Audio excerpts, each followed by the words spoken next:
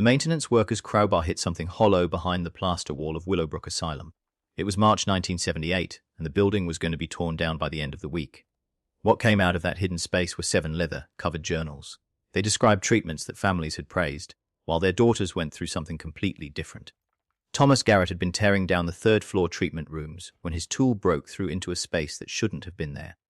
Behind the fake wall, wrapped in oiled cloth and surprisingly well-preserved, sat medical journals that belonged to Dr. Jones Brownfield. The dates went from 1891 through 1903. Garrett opened the first book expecting normal medical notes. The handwriting was neat and the entries were more detailed than anything he'd seen in hospital records. What made Garrett's hands shake wasn't medical terms. It was the cold, precise way Brownfield described what he called intimate therapeutic interventions for female hysteria. Page after page documented private treatment sessions with young women. Procedures he claimed restored mental balance through physical intimacy. The doctor's theory, laid out in the journal's introduction, argued that hysteria came from feminine repression. He said it required direct manual stimulation and complete intimate contact as medical treatment. Brownfield wrote with absolute confidence. He mentioned European doctors, referenced ancient medical texts, and built complicated reasons for why traditional treatments failed where his succeeded. Each patient received personalized care in locked treatment rooms. Sessions lasted for hours. The doctor's methods were applied with what he described as therapeutic precision. He documented physical responses, emotional reactions, and the progression of treatment across weeks and months. By the time the Clearfield County Historical Society arrived 3 hours later, Garrett had discovered something even more disturbing. Tucked between journal pages were letters from grateful parents. The Kimball family thanking Brownfield for their daughter's remarkable recovery. The Rutherfords praising his dedication and innovative approach. The Danvers family crediting him with saving their youngest from permanent institutionalization. Letter after letter expressed deep gratitude for treatments they clearly didn't understand. Dr. Patricia Hollis, the Historical Society's director, immediately recognized what she was reading. Brownfield had convinced 8 families that intimate contact was legitimate medical therapy. The parents believed their daughters were receiving cutting-edge psychiatric care. They donated money for facility improvements, recommended Brownfield to other families, and wrote testimonials for medical journals. Meanwhile, their daughters endured what the journals described in language that made Hollis physically sick. The asylum had operated under Brownfield's absolute control. As the only physician and medical director, he controlled all patient access, determined treatment methods, and decided when families could visit. His credentials were perfect. Yale-educated, published researcher, member of the county medical board. Local newspapers from the 1890s praised his compassionate care and revolutionary results. What made Hollis contact the state attorney general wasn't just the journals. It was the cross-reference she made with county records that afternoon. 12 birth certificates filed between 1891 and 1903. 12 young women from 8 families, all patients at Willowbrook during their pregnancies, all treated exclusively by Dr. Jones Brownfield using methods their parents had celebrated as medical breakthrough. The journals explained these pregnancies as evidence of successful treatment, restored feminine function, proof that his intimate therapy worked exactly as planned. Brownfield even documented the grateful responses from families when their daughters showed signs of pregnancy. Families who believed this meant their daughters were cured, capable of normal life again. Pennsylvania authorities opened a historical investigation within 48 hours. Even after 80 years, what happened at Willowbrook needed to be acknowledged. The Clearfield County Gazette announced Dr. Jones Brownfield's arrival in September of 1890 with front-page enthusiasm. The article described a Yale-trained physician bringing revolutionary treatment for female nervous disorders to rural Pennsylvania. What made Brownfield dangerous wasn't lying about his credentials. Everything about his background was real. It was his theory of treatment that would devastate 8 families. His medical philosophy, outlined in the October 1890 Gazette interview, focused on what he called the root cause of female hysteria. Women's nervous disorders, Brownfield explained, came from constitutional repression of natural feminine functions. Traditional treatments failed because they addressed symptoms while ignoring fundamental body processes. His approach, he claimed, treated the underlying condition through direct therapeutic intervention. The language he used was deliberately clinical. He spoke of manual stimulation techniques, intimate examination protocols, and physical therapy addressing feminine reproductive health. To medically unsophisticated families in rural Pennsylvania, this sounded like cutting-edge science. Brownfield cited European physicians who supposedly pioneered these methods. He referenced ancient medical texts describing similar treatments. He made violations sound like medical progress. Within 2 months of opening Willowbrook, 8 prominent families had enrolled their daughters. The Kimbells, Rutherfords, Danvers, and 5 other wealthy households believed they were providing their children with the finest psychiatric care available. Brownfield met personally with each family, explaining his treatment philosophy in terms that sounded both sophisticated and necessary. What sealed their trust was his presentation of intimacy as medicine. Brownfield described how hysteria resulted from blocked feminine energy, how certain physical manipulations could restore proper function, and how intimate contact administered by a trained physician served therapeutic purpose. He used anatomical terminology, discussed case studies, and presented his approach as established medical practice rather than experimental theory. The families believed him because he made it sound scientifically inevitable. His journals from 1891 revealed how he implemented these treatments. After establishing trust during initial months of conventional care, Brownfield introduced what he called advanced therapeutic protocols. He began with clinical explanations, telling young women that their treatment now required physical interventions addressing their feminine constitution. When they expressed confusion or distress, he insisted this was standard medical procedure for their condition. The progression he documented was methodical. Initial treatments he described as therapeutic massage and manual examination. Then more invasive procedures he claimed addressed reproductive function. Eventually complete intimate contact that he justified as necessary for full restoration of feminine equilibrium. Each stage was presented to patients as essential medicine. Each violation was disguised in clinical terminology. What made this systematic abuse particularly horrifying was the family response. Brownfield's journals included letters from grateful parents praising treatments they didn't understand. The Kimball family wrote thanking him for their daughter's improved temperament after months of his intimate therapy. The Rutherfords expressed deep appreciation for his dedication to comprehensive treatment. The Danvers family credited his physical interventions with saving their daughter from permanent institutionalization. These letters arrived even as Brownfield documented in his journals the distress his treatments caused. He wrote about patients crying during sessions about their attempts to refuse treatment and about their questions regarding why this was necessary. He also noted how he managed their resistance, explaining that discomfort was temporary while therapeutic benefits were permanent. He told them their parents had consented to whatever treatment he deemed medically appropriate. During family visits, parents saw what they interpreted as improvement. Their daughter seemed quieter, more obedient, less emotionally unstable. Brownfield encouraged this interpretation, explaining that successful treatment often produced initial subdued behavior before full recovery emerged. What parents mistook for therapeutic progress was actually the psychological impact of ongoing violation. By 1892, 3 patients had become pregnant. Brownfield's journals revealed his response to these pregnancies as validation of his treatment success. He explained to families that their daughter's restored reproductive function proved his intimate therapy had worked exactly as intended. The parents, lacking any framework to understand what had actually occurred, accepted this explanation. They thanked him for curing conditions they believed had threatened their daughter's ability to bear children. The Kimball family donated $5,000 for a new treatment wing after their daughter's pregnancy. The Rutherfords sent a testimonial to the Pennsylvania Medical Journal praising Brownfield's innovative approach. Other families recommended Willowbrook to relatives facing similar concerns. The more effective Brownfield's abuse became at producing pregnancies, the more grateful the families grew. His journals from this period showed a man convinced of his own medical genius. He documented each pregnancy as a case study, each grateful family letter as evidence of therapeutic success. He never used language suggesting wrongdoing. Every entry described legitimate medical treatment producing intended results. In Brownfield's mind, he wasn't committing systematic abuse. He was advancing psychiatric science while desperate families paid him to continue. Brownfield's published medical paper appeared in the Journal of Nervous and Mental Disease in March of 1893. The article, titled Physical Interventions in Female Hysteria Revolutionary Approach, outlined his treatment methodology with enough clinical detachment to pass academic review. What made the publication significant wasn't just professional validation. It gave him a documented defense for everything he was doing. The paper described female hysteria as a condition requiring what he termed comprehensive corporeal therapy. Brownfield argued that traditional talk-based treatments and rest cures failed because they ignored the physical origins of nervous disorders.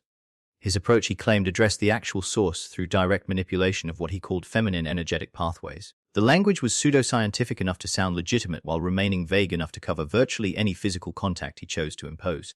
He presented case studies without naming patients. Patient A, treated for severe melancholia through intensive physical therapy, showed remarkable improvement after 6 months. Patient B, exhibiting hysteria and emotional volatility, achieved complete stabilization through sustained intimate intervention protocols. Patient C, previously considered untreatable, responded positively to what Brownfield described as full-spectrum corporeal adjustment techniques. The medical community's response was mixed, but not hostile. Some physicians dismissed his theories as unproven. Others expressed cautious interest in his reported results. None suggested his methods might constitute anything other than experimental medicine. The very publication of his approach in a respected journal gave Brownfield institutional legitimacy. When families questioned specific treatments, he could point to published research, to peer review, to academic validation of his methodology. His journals revealed how he used this publication. When Sarah Kimball expressed discomfort with certain procedures, Brownfield showed her the medical journal, explaining that his techniques were recognized by physicians nationwide. When Elizabeth Rutherford attempted to describe treatments to her parents, he provided them with the published paper, assuring them that everything described represented standard therapeutic protocol for her condition. The families read academic language about manual stimulation therapy and intimate corporeal adjustment without fully understanding what those terms meant in practice. Brownfield had constructed a vocabulary that sounded medical while describing violation. Parents saw their daughter's physician published in prestigious journals and felt reassured about treatment quality. They had no basis for understanding that publication didn't equal ethical practice. By 1894, Brownfield had refined his approach into a systematic protocol. New patients underwent weeks of conventional treatment, establishing baseline trust. Then he introduced what he called preparatory physical therapy, relatively minor intimate examinations presented as routine medical practice. Gradually, he escalated to procedures he termed advanced manipulation techniques. Finally, complete intimate contact that he justified as necessary for full therapeutic effect. Each stage was documented in treatment logs he shared with families during quarterly reviews.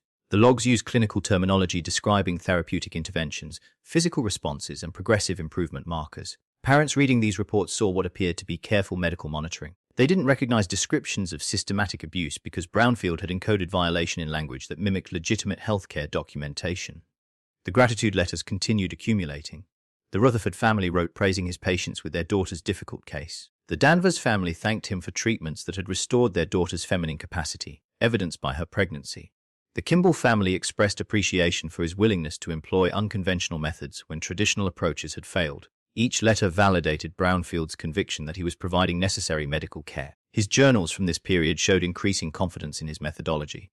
He documented specific techniques, duration of therapeutic sessions, and frequency of interventions required for different conditions. He noted which approaches produced the quickest compliance, which produced the most dramatic physical responses, and which resulted in pregnancies most efficiently. He was systematizing abuse as if perfecting a medical procedure. What made his system particularly effective was the isolation he maintained. Willowbrook operated under his absolute authority. He controlled patient communication, supervised all visits, and determined which information families received. Young women who tried expressing concerns found themselves labeled as experiencing treatment resistance, a symptom requiring increased therapeutic intervention. Their attempts to communicate truth were reinterpreted as proof they needed more of what they were trying to escape. The County Medical Board, which included Brownfield himself, conducted its annual Willowbrook inspection in May of 1894. The report praised the facility's organization, noted the impressive credentials of its medical director, and commended the grateful testimonials from patient families. The board found no cause for concern. Brownfield had constructed a system where he investigated himself. Families thanked him for abuse, and professional validation protected him from scrutiny. By year's end, 6 of the 12 pregnancies had occurred. Each one was celebrated by families as evidence their daughters were cured, capable of fulfilling proper feminine roles. Brownfield documented each pregnancy in his journals as a successful case study, proof his intimate therapy achieved its stated medical objectives. The horror wasn't just what he was doing, it was how completely he'd convinced everyone it was medicine. The donations began increasing in 1895. The Kimball family contributed funds for what they called the Therapeutic Innovation Wing, a new section of Willowbrook designed specifically for Brownfield's intimate treatment protocols. Their letter accompanying the donation expressed deep gratitude for methods that had transformed their daughter from melancholic and resistant to calm and expectant. The pregnancy they celebrated as cure had resulted directly from what they were now financing expanded facilities to continue. Thomas Rutherford wrote to the county newspaper praising Brownfield's courage in employing treatments that conventional physicians were too timid to attempt. His daughter's restoration to proper feminine function, evidenced by her condition, proved that modern medicine required bold practitioners willing to use physical interventions where talk therapy failed. The letter recommended other families consider Willowbrook for daughters exhibiting similar nervous disorders. Brownfield's journals from this period revealed his interpretation of such praise. He saw family gratitude as validation of his medical theories. Each thank you letter, each donation, each recommendation reinforced his conviction that intimate contact served legitimate therapeutic purpose. He documented how parental appreciation encouraged him to refine his techniques, to extend treatment durations, to employ what he termed more comprehensive physical protocols with remaining patients. The treatment logs he maintained showed systematic progression. He recorded which specific intimate practices produced the quickest compliance in patients, which generated the most pronounced physical responses, and which most efficiently resulted in the pregnancies he considered evidence of successful cure. These weren't the observations of someone who recognized wrongdoing. They were the clinical notes of a physician convinced he was advancing medical science. His approach to family consultations became more explicit during this period. When parents visited Willowbrook for quarterly reviews, Brownfield began describing his intimate therapy methods in greater detail. He explained that treating feminine hysteria required direct physical engagement with reproductive systems. He used anatomical terminology, referenced his published research, and assured families that such interventions represented accepted medical practice for severe cases. The families accepted these explanations because Brownfield had established unquestionable credibility. He was published, respected, and produced results other physicians couldn't achieve. When he explained that his treatments involved sustained intimate contact, parents heard medical procedure rather than violation. When he described techniques requiring complete physical access to patients, they understood therapeutic necessity rather than abuse. Margaret Danvers became pregnant in April of 1895. Her parents responded with a letter thanking Brownfield for restoring what they called her natural feminine capacity. They had feared their daughter's hysteria had permanently damaged her ability to fulfill a woman's proper role. The pregnancy proved otherwise. They credited Brownfield's intimate therapy with correcting what they believed was a medical dysfunction. They recommended his methods to 3 other families whose daughters subsequently enrolled at Willowbrook. Brownfield documented this case extensively in his journals. He described the specific treatment protocols he'd employed with Margaret, the frequency and duration of intimate sessions, and the progression from initial resistance to eventual pregnancy. He wrote about explaining to her parents exactly what his therapy involved, about their grateful acceptance of methods that had produced such desirable results. He saw no contradiction between their gratitude and their daughter's suffering. By 1896, 8 pregnancies had occurred across the 8 families. Each resulted in celebrations from parents who believed their daughters were cured. The Rutherfords hosted a dinner honoring Brownfield's contributions to psychiatric medicine. The Kimballs proposed naming the new treatment wing after him. Families wrote testimonials for medical journals describing miraculous recoveries under his care. What none of these families understood was that their daughters' pregnancies weren't evidence of restored function. They were evidence of systematic intimate abuse disguised as medical treatment. The young women knew the truth. They tried expressing it during visits, attempted describing what therapeutic sessions actually involved, and sought ways to communicate that Brownfield's treatments weren't medicine, but violation. Brownfield's journals documented these attempts. He wrote about patients becoming emotional during family consultations, about their efforts to explain treatments in non-clinical terms, and about their distress when describing therapeutic protocols. He also documented how he managed such situations. He explained to families that emotional responses indicated treatment was working, that distress reflected the difficulty of confronting root causes of hysteria, and that attempts to characterize legitimate medical procedures as inappropriate demonstrated ongoing mental disorder requiring continued intervention. The families believed him. They trusted his medical expertise over their daughters' emotional appeals. When young women tried describing the reality of intimate therapy, parents heard hysteria speaking rather than truth. Brownfield had constructed a system where victim testimony was reinterpreted as symptom, where attempts to expose abuse became evidence justifying more abuse. The county medical community remained entirely supportive. Brownfield presented a paper at the Pennsylvania Medical Society's annual conference in November 1896. He described his intimate treatment protocols, discussed the resulting pregnancies as therapeutic outcomes, and received polite interest from attending physicians. Nobody questioned whether his methods might constitute something other than experimental medicine. His credentials, publications, and grateful patient families protected him from scrutiny that might have revealed what was actually occurring at Willowbrook. The pattern Brownfield had established became fully visible when researchers cross-referenced his journals with birth records from neighboring counties.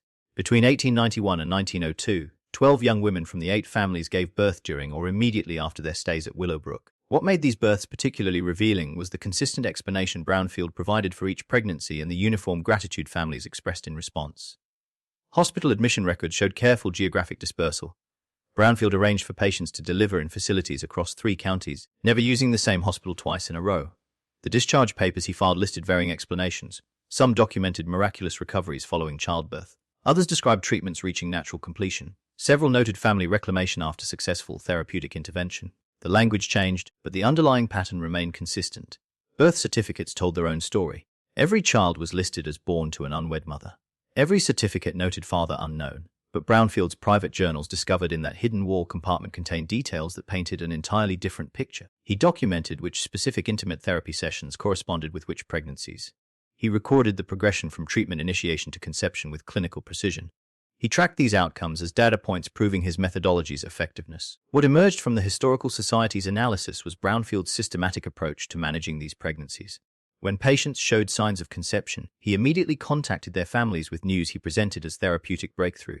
Letters preserved in family archives revealed his exact language. He wrote that intimate treatment protocols had successfully restored feminine reproductive capacity.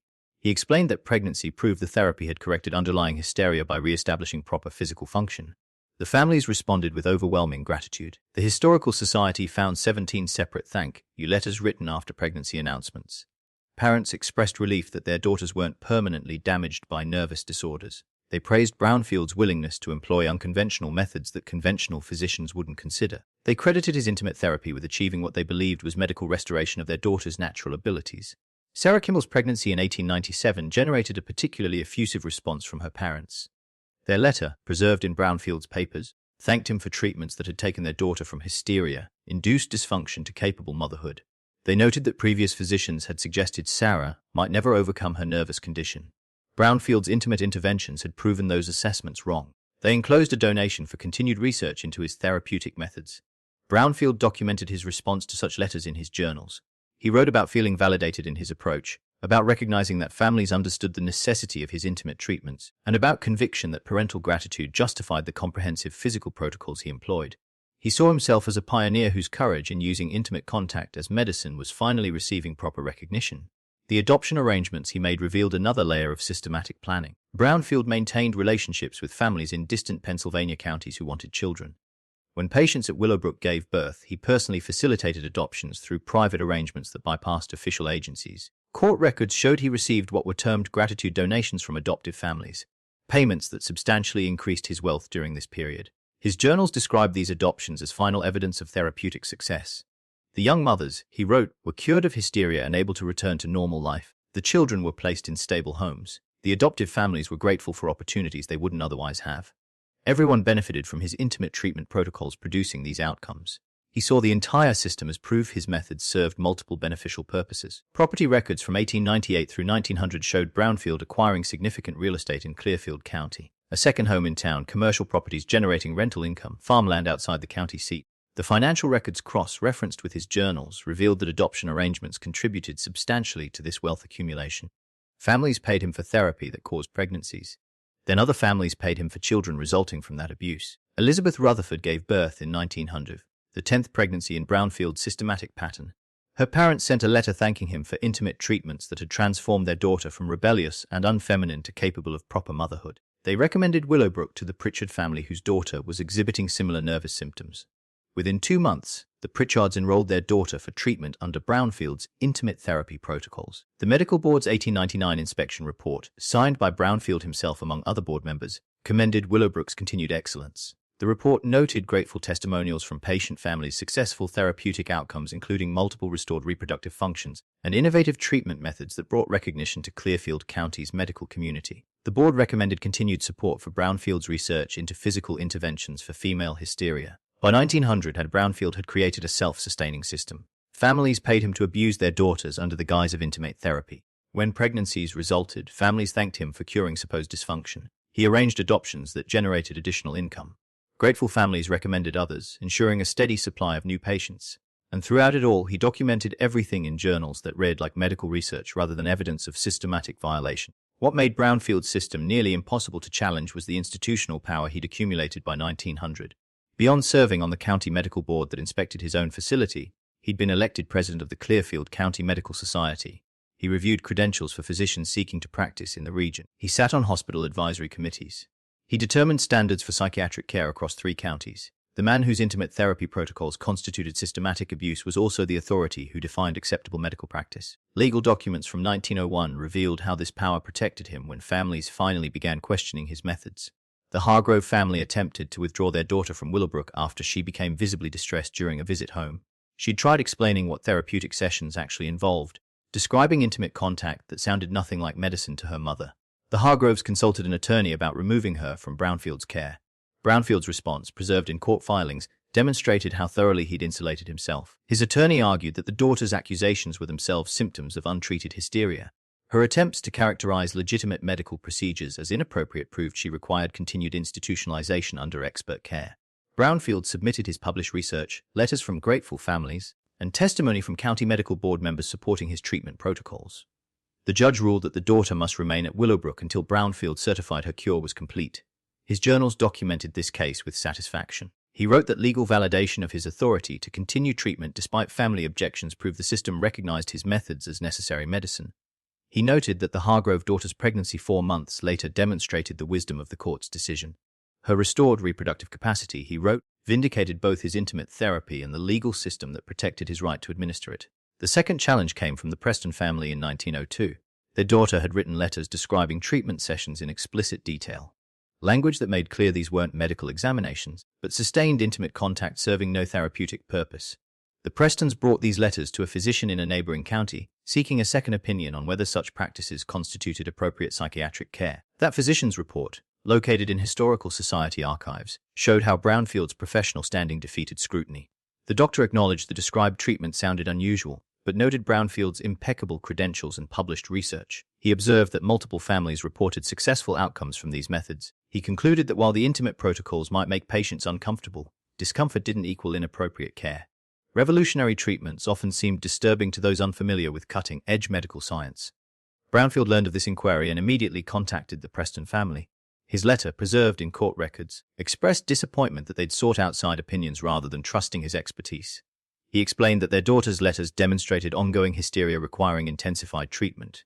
He noted that their lack of confidence in his methods could undermine therapeutic progress. He suggested that if they truly wanted their daughter cured, they needed to trust his intimate interventions to reach their natural conclusion. The Prestons withdrew their complaint. Their daughter remained at Willowbrook for 7 more months, during which she became pregnant. Brownfield's journals recorded their letter of apology and gratitude after learning of the pregnancy. They thanked him for persisting with treatment despite their momentary doubt. They praised his dedication to seeing intimate therapy through to successful outcome. They sent a donation covering costs of their daughter's care through delivery. What these attempted interventions revealed was how completely Brownfield had normalized his practices. County clergy who heard concerning confessions from patients were told that medical matters required medical expertise. Nurses who expressed discomfort with treatment protocols were dismissed for questioning a physician's judgment. Family members who felt uneasy about intimate therapy were assured that revolutionary methods generated initial resistance. One nurse's testimony, given decades later to historical researchers, described her single day working at Willowbrook in 1902. She'd been hired to assist with what Brownfield called therapeutic sessions. When she realized these sessions consisted of sustained intimate contact between physician and patient, she objected. Brownfield explained that her lack of medical training prevented her from understanding the therapeutic necessity of his physical interventions. He dismissed her that afternoon. When she reported what she'd witnessed to the county medical board, Brownfield himself reviewed her complaint and determined it lacked merit. His journals from this period showed increasing conviction in his methods. He documented how legal validation, professional support, and continued family gratitude proved his intimate therapy served legitimate medical purpose. He wrote about plans to publish a comprehensive textbook describing his techniques in detail, a manual that would allow other physicians to replicate his success in treating female hysteria through physical intimacy. By 1903, 11 of the 12 pregnancies had occurred. Each had been celebrated by families as evidence of cure. Each had generated grateful letters praising Brownfield's courage in employing treatments that conventional physicians avoided. Each had resulted in adoptions arranged by Brownfield that added to his growing wealth, and each had further validated his conviction that intimate contact with patients constituted breakthrough psychiatric medicine deserving professional recognition and institutional protection. The voices of the young women themselves remained largely absent from official records, suppressed by a system that reinterpreted their testimony as symptoms requiring treatment. But fragments survived in unexpected places. A cache of confiscated letters discovered in Brownfield's personal files during the 1978 investigation revealed desperate attempts to communicate truth that families never received. Catherine Whitfield wrote to her parents in October of 1900 describing treatment sessions in language carefully chosen to convey reality without explicitly violating the therapeutic confidentiality Brownfield had insisted they maintain. She wrote about feeling confused by medical procedures that seemed to have nothing to do with her melancholia. She described crying during treatments and being told her tears proved the therapy was working. She asked why restoration of mental equilibrium required such sustained physical contact. The letter never left Willowbrook. Brownfield's notation on the envelope read, "Patient exhibiting treatment resistance. Communication suspended pending therapeutic compliance." Another letter written by Anne Lebel to her sister in 1898 attempted describing intimate therapy in terms that might prompt outside intervention. She wrote that Dr. Brownfield's methods felt wrong despite his insistence they were necessary medicine. She explained that treatments occurred in locked rooms with no nurses present. She noted that therapeutic sessions left her feeling violated rather than cured. Brownfield intercepted this letter as well. His journal entry from that date documented increased treatment frequency for Anne, noting that her attempts to characterize proper medical care as inappropriate demonstrated deepening hysteria requiring more intensive intimate intervention. The most detailed account came from a diary kept by Margaret Danvers before her pregnancy in 1895. The diary, hidden in her room and discovered years later during facility renovations, contained entries describing her progression from confused patient to someone who understood exactly what was happening but had no power to stop it. Early entries questioned why treatment required such intimate contact. Later entries documented her attempts to refuse sessions and Brownfield's explanations that her parents had authorized whatever therapy he deemed necessary. The final entries, written in increasingly desperate handwriting, described her realization that she was pregnant and her terror about how this would be interpreted as cure rather than consequence. What made these suppressed communications particularly damning was how Brownfield systematically prevented them from reaching anyone who might have intervened. His journals documented a comprehensive system for controlling patient correspondence. All letters were reviewed before mailing. Any communication that characterized intimate therapy as anything other than medical treatment was confiscated. Patients who persisted in attempting to describe treatments truthfully faced what Brownfield termed therapeutic isolation, extended periods with no family contact to prevent what he called contamination of the treatment environment with outside skepticism.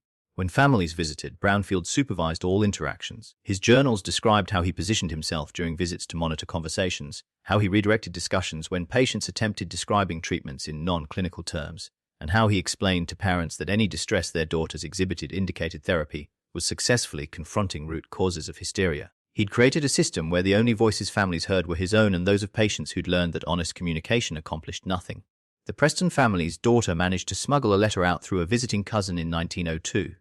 The letter, preserved in family archives, stated plainly that Dr. Brownfield's intimate treatments were not medicine.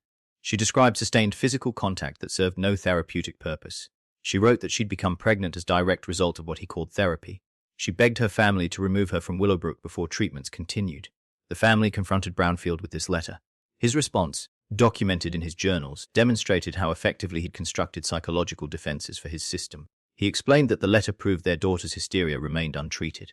Her pregnancy, he insisted, was evidence his intimate therapy was working. Her characterization of successful treatment as violation showed she needed continued intervention to accept her restored feminine capacity.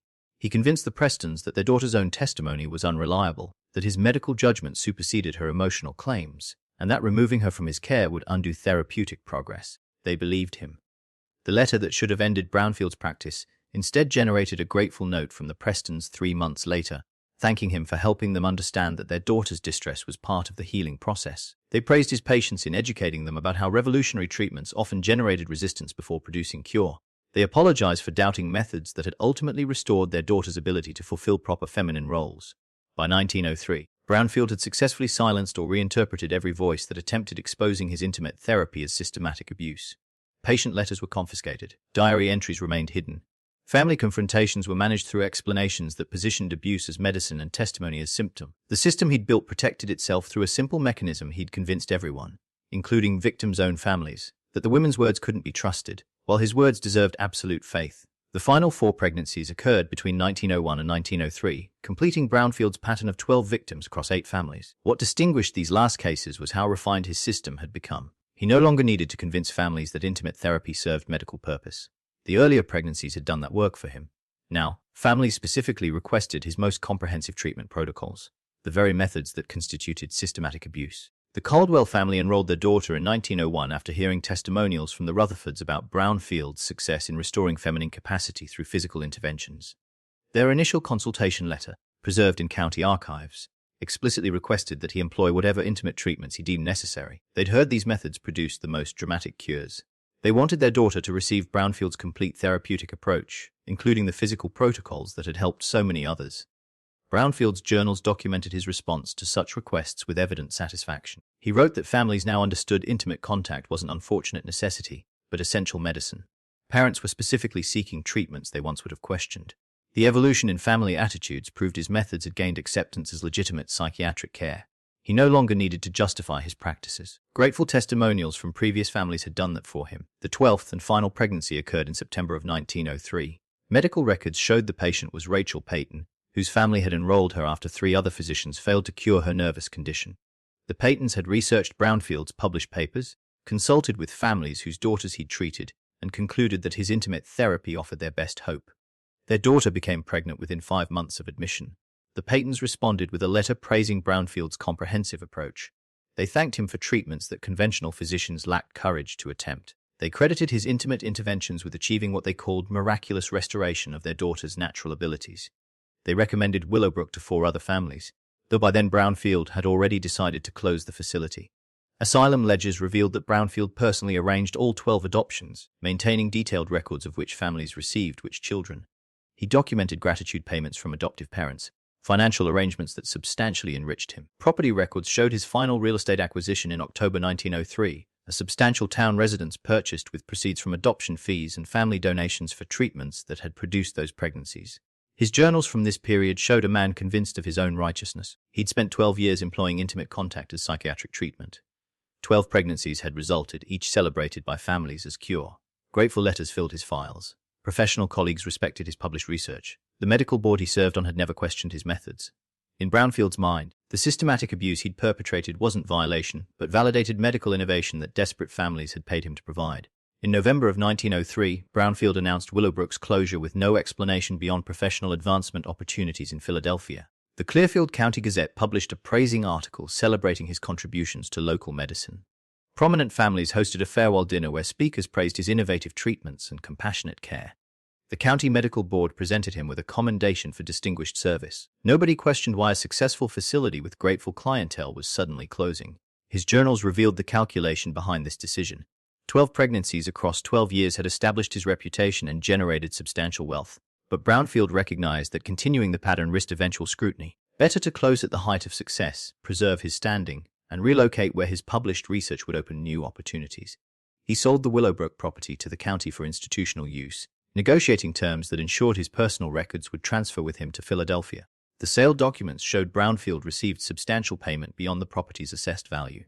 County commissioners, grateful for his years of service, approved what they termed a professional appreciation bonus.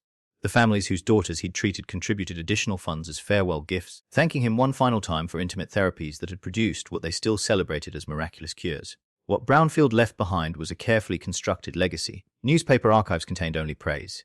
Medical society records documented his innovations without criticism. Family correspondents expressed gratitude without understanding what they were actually thanking him for. The 12 young women who'd become pregnant under his care were scattered across Pennsylvania, their children adopted through his private arrangements. The truth of what had happened at Willowbrook buried beneath layers of clinical language and institutional validation. Census records from 1904 showed the 12 mothers living separate lives. Some had married, their histories carefully concealed. Others remained in family homes, their experiences never discussed. Several had been institutionalized elsewhere for ongoing nervous conditions, their trauma reinterpreted as chronic illness. None had public voice to contradict the narrative Brownfield had established that intimate therapy had cured rather than caused their suffering. Brownfield arrived in Philadelphia with impeccable credentials, published research, and letters of recommendation from grateful families. He joined the staff at a prestigious psychiatric hospital, bringing his theories about physical interventions for female hysteria to a new population of vulnerable patients. His journals, packed carefully for the move, contained detailed documentation of 12 years employing intimate contact as systematic abuse while convincing everyone it was medicine. The horror wasn't just what he'd done at Willowbrook, it was that he'd proven the system would protect him while doing it again elsewhere. Dr. Jones Brownfield died in February of 1927 at age 68. The Philadelphia Medical Journal published a 2-page obituary celebrating his contributions to psychiatric medicine. Colleagues remembered him as a pioneering researcher who'd courageously explored physical treatments for female nervous disorders. His funeral drew prominent physicians from across Pennsylvania. Nobody eulogizing him mentioned Willowbrook or questioned the methods that had built his reputation. The truth remained hidden for 51 years. When Thomas Garrett's crowbar broke through that false wall in 1978, the journals he discovered forced a reckoning that Brownfield had successfully evaded during his lifetime. The Pennsylvania Attorney General's office opened a historical investigation that ultimately documented systematic abuse disguised as medical treatment across 12 years. Genealogical researchers eventually located descendants of 5 victims. The investigation revealed family histories marked by institutionalization, silence trauma, and secrets maintained across generations. One woman, granddaughter of a Willowbrook patient, described discovering her grandmother's diary in an attic trunk. The entries described treatments that sounded nothing like medicine. Gratitude letters her great-grandparents had written thanking Brownfield, and the profound isolation of knowing truth that nobody would believe. What the investigation couldn't recover were the voices of the 12 young women themselves. Most had died before the journals were discovered. The few surviving family members who knew fragments of what had occurred at Willowbrook had spent decades being told their relatives' accounts were unreliable. Symptoms of persistent hysteria rather than testimony about systematic violation. The institutional machinery that had protected Brownfield continued silencing his victims even after his death. The Willowbrook site became a municipal park in 1982. Proposals to install a memorial marker acknowledging what had occurred there generated intense opposition from descendants of the 8 families. They argued that public acknowledgement would dishonor relatives who'd believed they were providing their daughters with medical care. The compromise was a small plaque noting the location's psychiatric history without specific details about Brownfield's practices. Historians who studied the case identified it as an example of how institutional authority, professional credentials, and family desperation could enable systematic abuse while generating gratitude from those being victimized. Brownfield had convinced families that intimate contact with their daughters served therapeutic purpose. The resulting pregnancies were celebrated as cures, and 12 young women spent their lives carrying the weight of violations that everyone around them insisted were medicine. The truth emerged only because Brownfield documented everything, convinced his journals would someday be studied as groundbreaking medical research rather than evidence of systematic abuse disguised as psychiatric care. If this story disturbed you, imagine how many similar patterns remain undiscovered, hidden behind professional credentials and institutional authority. Hit that like button if you believe these histories need to be told. Subscribe so you never miss investigations into the darkness that systems of power can hide. The past only stops repeating when we refuse to look away.